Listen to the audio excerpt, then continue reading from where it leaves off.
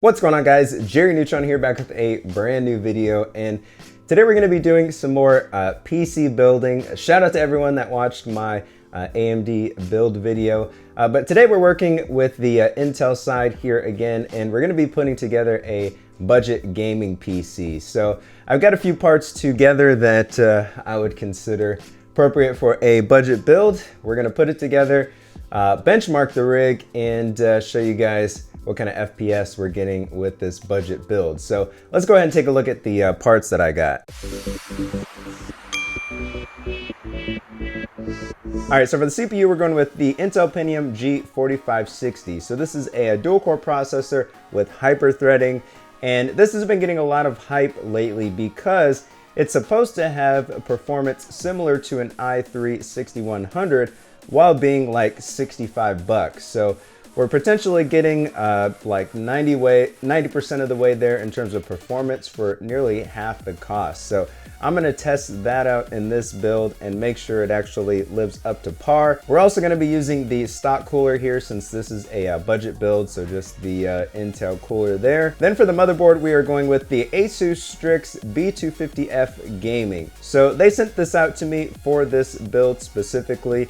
I will admit it's not really a budget motherboard. It's actually pretty nice. It's got a nice neutral color scheme. It's got RGB LEDs in the top right corner, all 4-pin fan headers. Honestly, I'd probably use this with something like an i5-7500, but I had the opportunity to get my hands on it, so I decided to just go ahead and throw it in this build. But anyways, I will put some alternative options down in the description below, just in case some of this stuff falls outside of your guys' budget. Now, as far as RAM goes, we're going with an 8GB stick of HyperX Fury, a DDR4 RAM. HyperX actually sent this out to me. They actually sent a 16GB kit, but I'm only going to use 8 in this build just to keep it realistic as far as a budget build goes. But let me know if you guys are interested in seeing kind of performance comparisons between 8GB and 16GB in this build. I can definitely do that. Now for storage, what I wanted to do is just run a single SSD in this system. I wanted to go with something that would allow us to install our OS as well as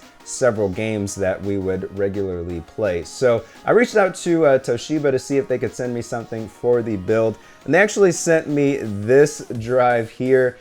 Unfortunately, I don't think I specified capacity because they only sent me a 240GB drive, which is not really going to work in this scenario when we've got to install games as well. So what I would actually recommend going with is this OCZ TR150. This is a 480GB drive here, which should allow us to install our OS as well as several games. Now for our graphics horsepower, we're going to be going with a XFX Radeon RX 470. So this is the 4GB model. It does happen to be factory overclocked because it is a card that I used prior for a review. You guys can check that out in the top right corner.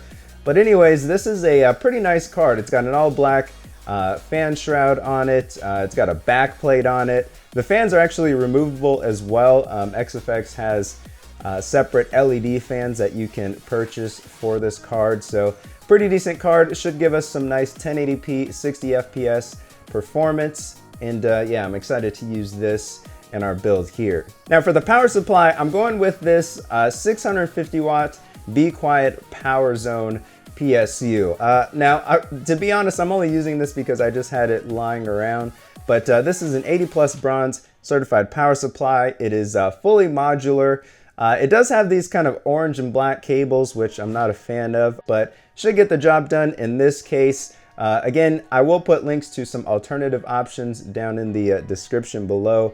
If you're building this yourself, you could probably get away with a 550 watt power supply as well, instead of bumping up to the 650 like we're doing here, but that's okay. We just need something to power the system, and this is more than plenty. All right, for the case, we're going with this Bitphoenix Nova case. Now you can find this thing for like 45-50 bucks online.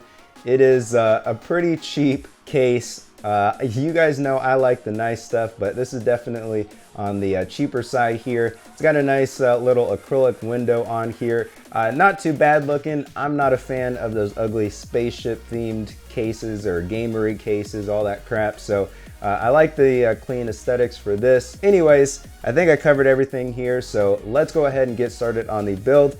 And then we will follow up with some gaming benchmarks so you guys can see how this build performs.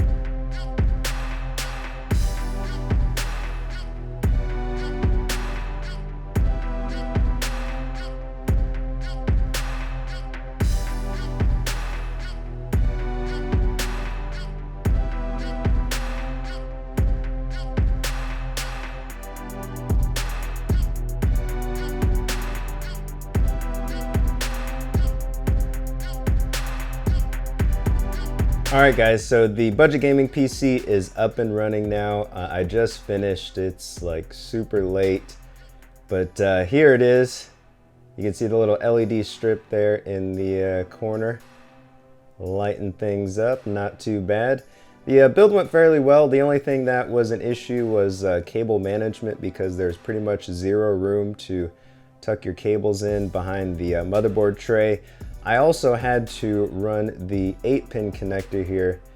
You probably can't see that. Yeah, you're not going to be able to see that here. But I had to run that through the motherboard cutout because there is no cutout specifically for that 8-pin cable. So that kind of sucks. But yeah, other than that, the build went fairly well. You can see the graphics card there installed, my stock CPU cooler. So far it is a little bit too loud for my taste, but I may try the silent profile to quiet that up a little bit. You can see the power zone PSU here with all of my cables. A fan shroud would be nice, but again, this is a budget case, so we can't be too picky. But yeah, SSD peeking around the corner there. See the little chipset. But yeah, all I have to do at this point now is install Windows and download all of my games so I can do some benchmarking. What I'm actually going to do is hold off on that and include it in a separate video. I normally don't do like 2 or 3 part series videos. Normally I would finish it and then post the video, but I wanted to get this out before you guys are bombarded with Ryzen content, because you probably won't care at that point. So yeah, I got to get this video out first. Then I will follow up with a second video very shortly of the gaming benchmarks, so you guys can see exactly how this budget system performs. So let me know what you guys think of the system so far down in the comments below. Don't forget to like the video if you like this type of content. Subscribe if you haven't already. And until next time, guys, I'm going to get some sleep now. Actually, maybe some snacks first and then some sleep. And yeah, until next time, see ya.